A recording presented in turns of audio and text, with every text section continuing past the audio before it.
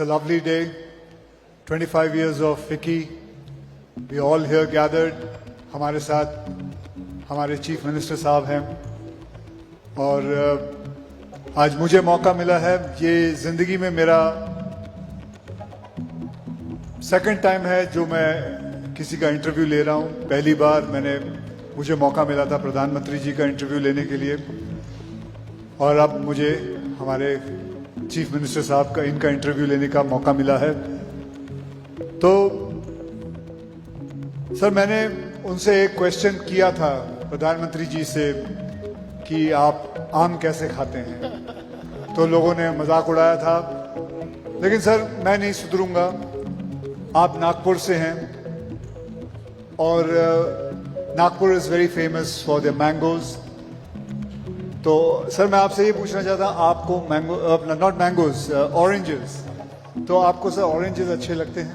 बिल्कुल अच्छे लगते हैं, बहुत अच्छे सर आप उसे वो कैसे खाते हो? छील के खाते हो या उसको जूसर में डाल के जूस पीते हैं? मैं आपको एक नई पद्धति बताता हूँ. ये जो ऑरेंज होता है ना, उसको पील किए बिना यू जस्ट कट इट और उसको कट करके दो भागों में आप कर दीजिए.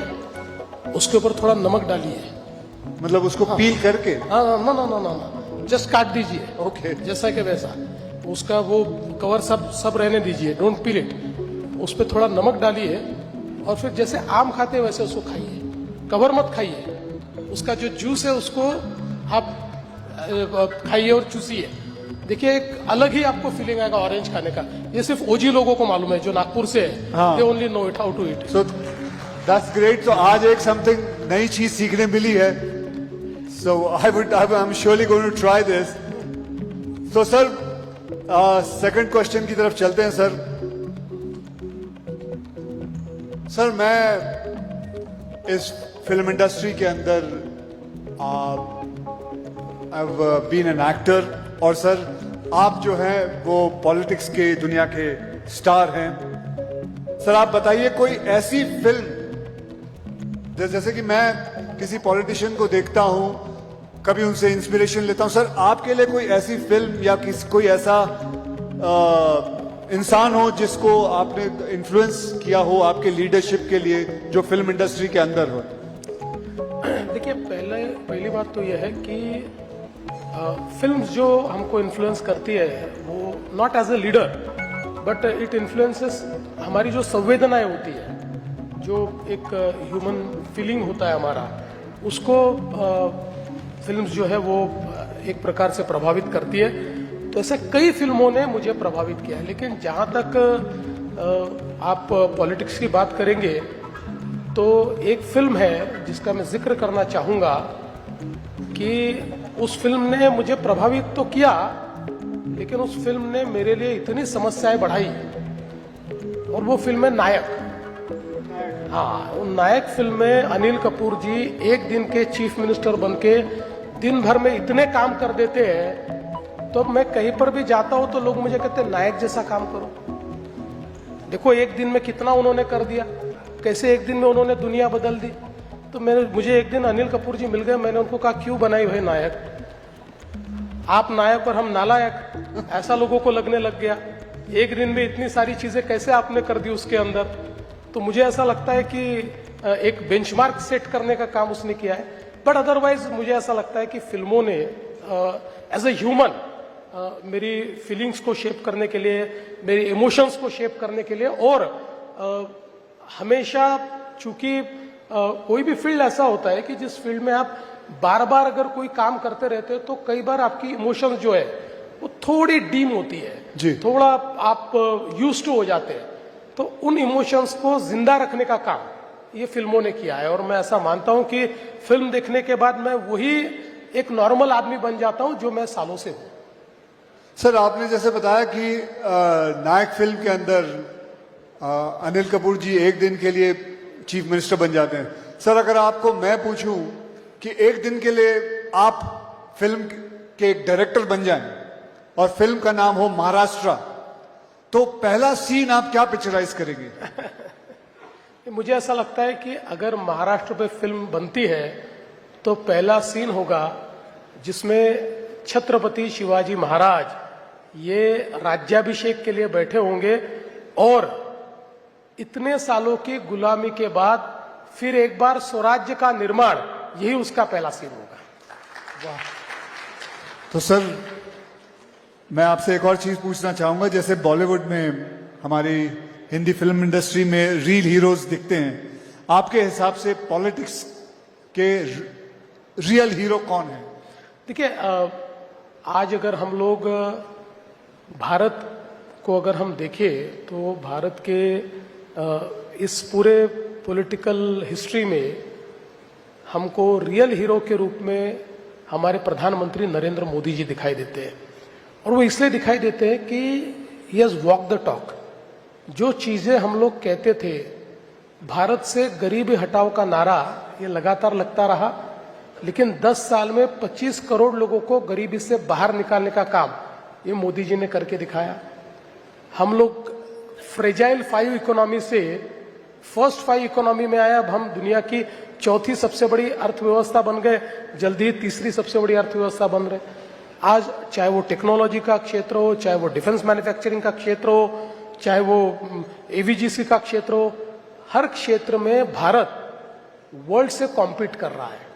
तो मुझे ऐसा लगता है कि हमेशा हम लोग जब छोटे थे तब से हम कितने महान थे इसकी कहानियां सुनते आए, लेकिन हम महान कब बनेंगे ये हमको कोई बताता नहीं था। Now we know that we are on the path. 2047 में विकसित भारत, ये महान भारत का चित्र अब हमारे सामने है और उस चित्र को लाने वाले हमारे प्रधानमंत्री नरेंद्र मोदी जी हैं। बहुत खूब सर, बहुत बढ़िया सर, बहुत बढ़िया। तो सर बताइए, आज ये फिक्की का प्रोग्राम है, तो इसके अंदर एक ऐसा प्रश्न पूछना चाहता हूं सर आपको कि अगर आपको एक एलिवेटर पिच, यानी कि एक क्विक लेकिन जबरदस्त पिच देनी हो कोई इंटरनेशनल स्टूडियो को महाराष्ट्र में बिजनेस करने के लिए, तो वो पिच क्या, वो क्या बात आप उनको कहेंगे कि वो इंटरनेशनल स्टूडियो यहां आए?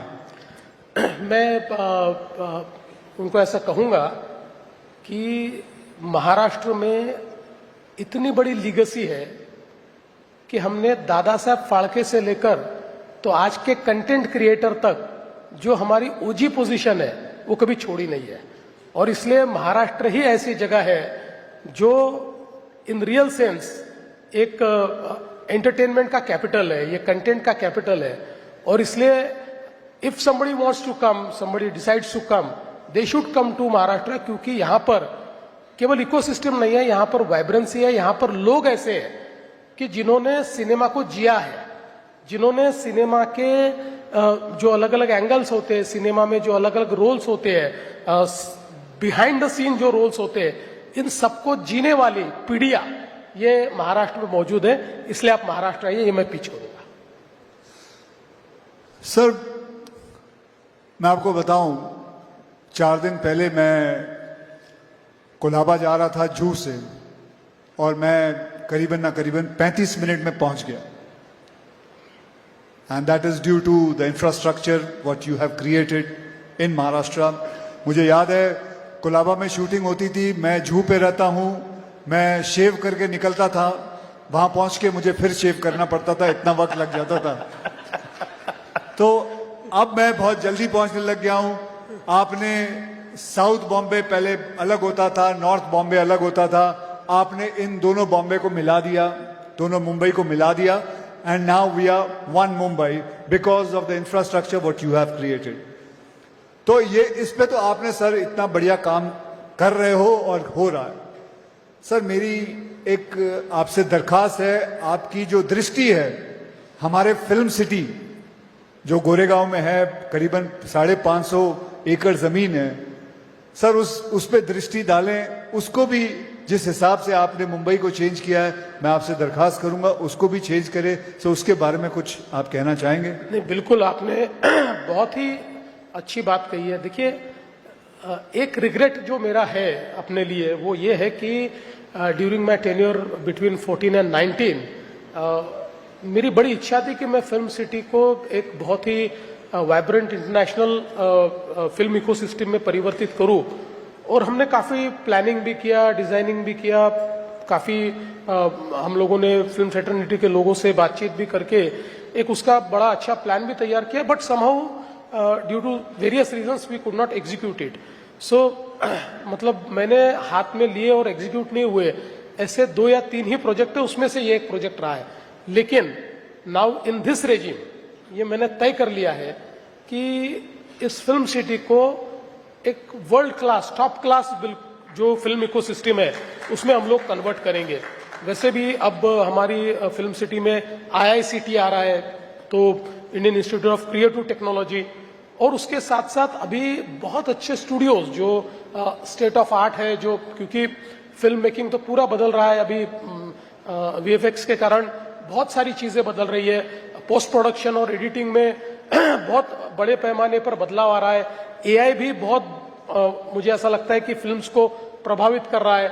लोकेशंस कहीं पर भी क्रिएट की जाती है, ये जो हमारा हरा पर्दा होता है ये हर चीज को बदल देता है. तो ये सारी चीजों को अकाउंट फॉर करने वाला एक इकोसिस्टम हमको तैयार करना है, और उसके लिए हम लोगों ने ऑलरेडी तैयारी कर दी है.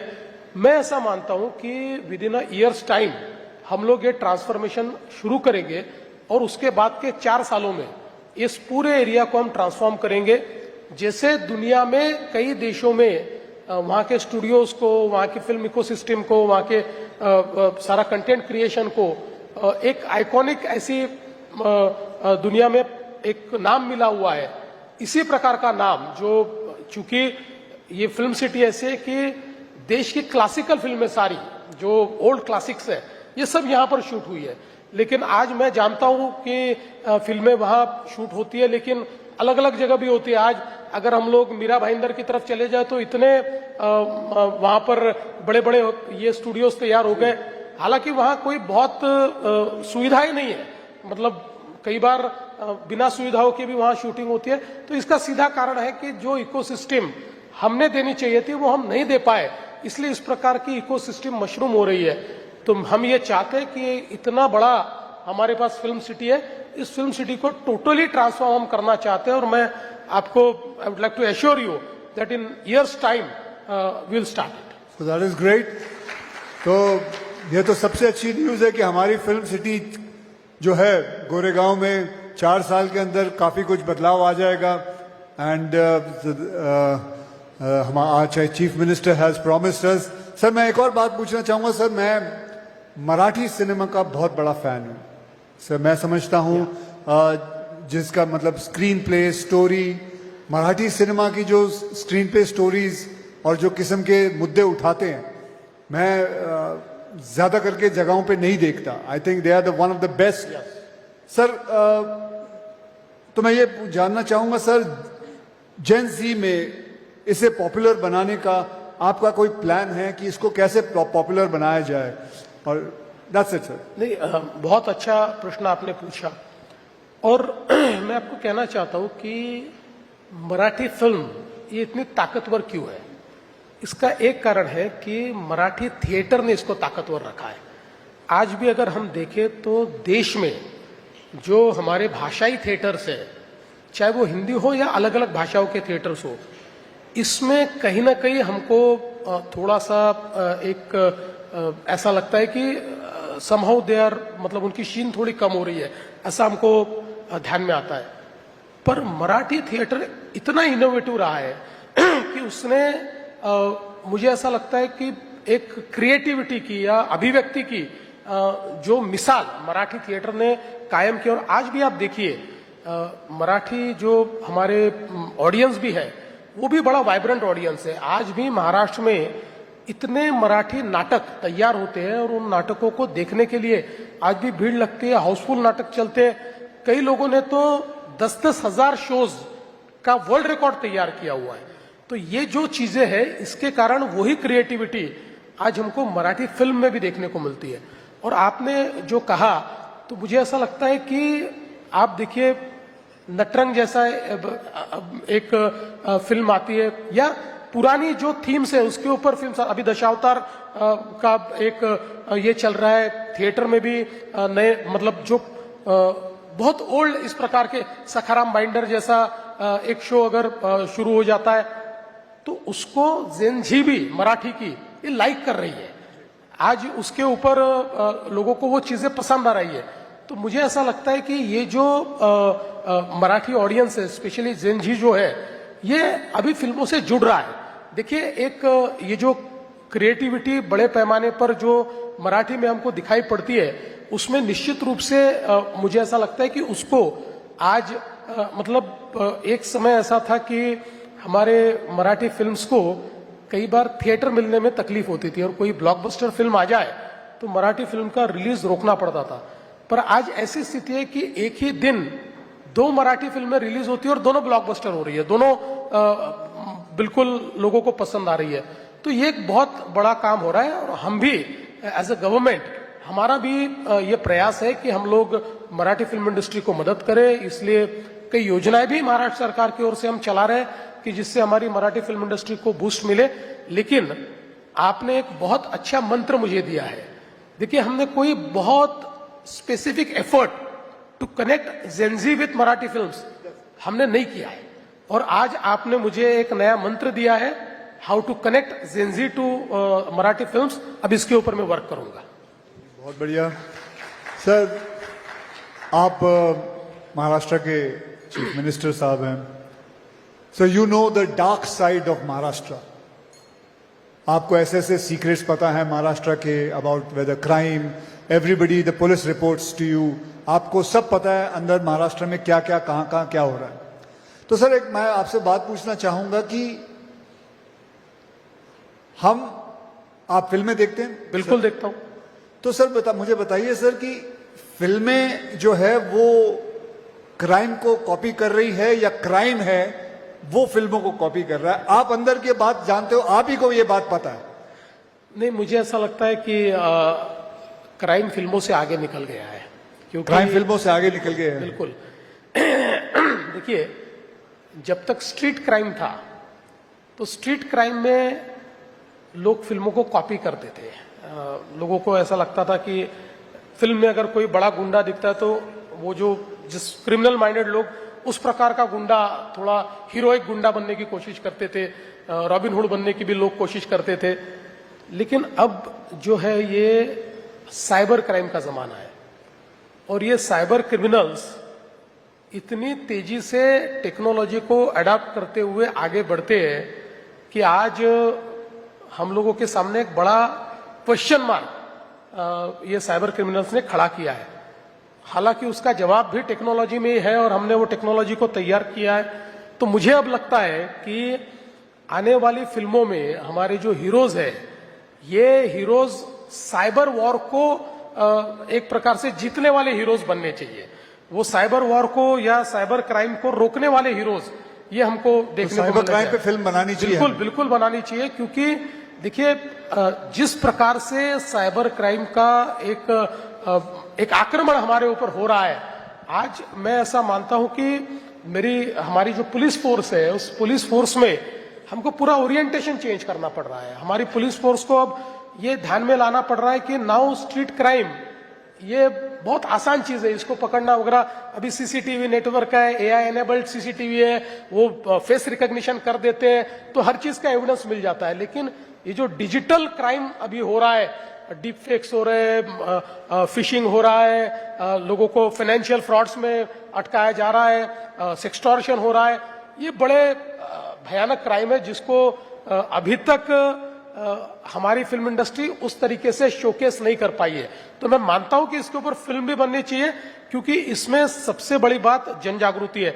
आपने अक्षय जी खुद इसकी शुरुआत की है, आपने जन जागृति में बहुत बड़े पैमाने पर अवेयरनेस निर्माण करने के लिए कई कैंपेन्स आपने हमारे साथ भी किए हैं, अलग से भी आपने कई कैंपेन्स किए। तो मुझे लगता है कि चूंकि films they are the best communicators. Film जो कम्युनिकेट करती है, जो एक भावना को तैयार करती है, वो जो उसका पावर है, उस पावर को अब अनलीश करने के लिए मुझे लगता है कि फिल्मों को अब ये जो डिजिटल वॉरफेयर चल रहा है, इसमें भी फोकस करना चाहिए। मैं आपसे एक पूछना चाहता हूं सर, मैं एक फिल्म कर रहा हूं जिसमें मैं एक नेगेटिव रोल कर रहा है, तो करूं या नहीं करूं?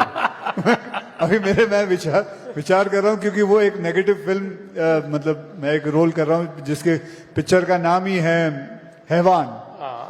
सो तो मैं, लेकिन उसमें ये है कि मैं हार जाता हूँ, हैवान जो है वो हार जाता है, तो कर लेना चाहिए, ठीक है आपके हिसाब से? बिल्कुल करना चाहिए, क्योंकि देखिए मैं तो ऐसा कहता हूं कि आपके जैसे वर्सेटाइल एक्टर ने हर रोल करना चाहिए, क्योंकि अल्टीमेटली किसी भी एक्टर के लिए व्हाट इज अकम्प्लिशमेंट, तो हर प्रकार के रोल करना, और हर रोल में मतलब कई हमने ऐसी पिक्चर भी देखी है ना कि जिसमें हालांकि विलन आखिरी में हार जाता है, लेकिन कई बार विलन हीरो से ज्यादा इंपैक्ट छोड़कर चला जाता है, तो वो दैट इज क्रिएटिविटी। तो मुझे लगता है कि आपने करनी चाहिए, लेकिन ज्यादा फिल्में आप हीरो करके करिए, ये दूसरी लाइन मत पकड़िए। नहीं, मेरा एक मन किया कि मैं एक नेगेटिव रोल करूं, तो इसलिए मैं कर रहा हूं, नहीं तो ज्यादा करके तो सारी फिल्में मैं हीरो के और तौर से ही करता हूं।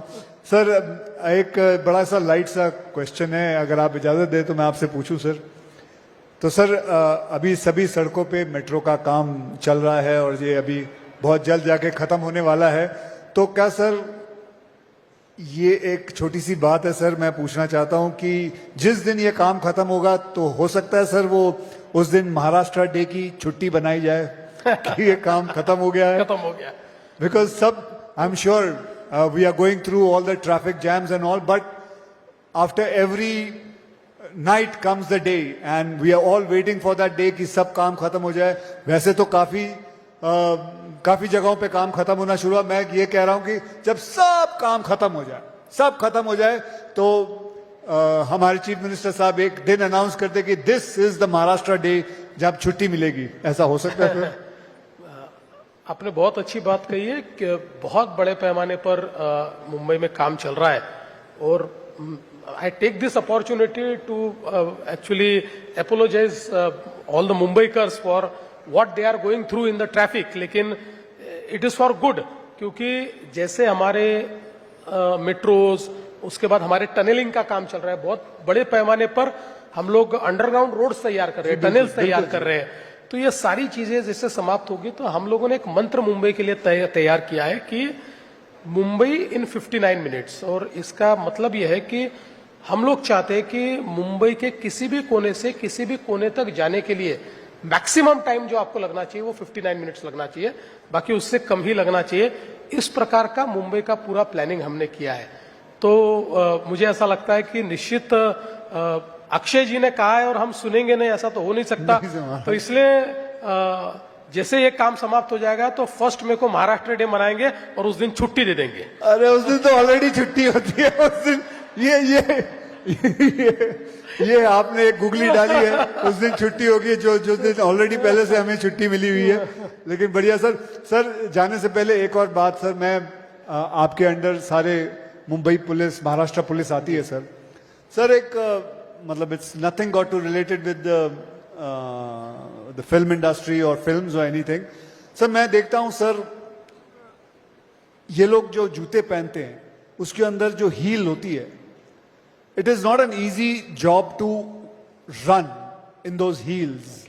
मेरे हिसाब से being an athlete, being a sportsman, मैं समझता हूं सर अगर आपको ठीक लगे, क्योंकि मुझे पता है कि ये जब भागते हैं या इतना चलते हैं तो महाराष्ट्र पुलिस की पीठ पे हमेशा कोई ना कोई प्रॉब्लम्स आती है। You can get a slip disc, you can get L4 L5 problem because of that heel. So I was just छोटा मुंह बड़ी बात जैसे है सर, कि अगर उनके जूते चेंज हो जाए ना तो महाराष्ट्र पुलिस के लिए बहुत काम आएगी ये बात कि they can run much faster than any criminal. बहुत अच्छी बात आपने कही है, और शायद इससे पहले किसी ने हमारे ध्यान में भी ये लाकर नहीं दी।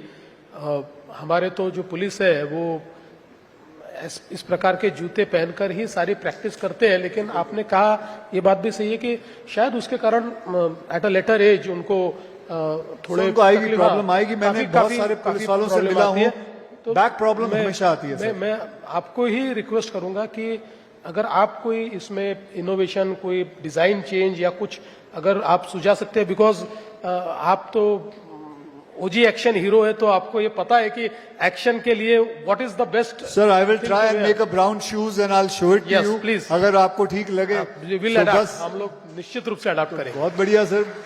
तो हमारी जो महाराष्ट्र की पुलिस है बस रेडी हो जाइए, वो बहुत तेज भागने वाली है। अब criminals are not going to have any chance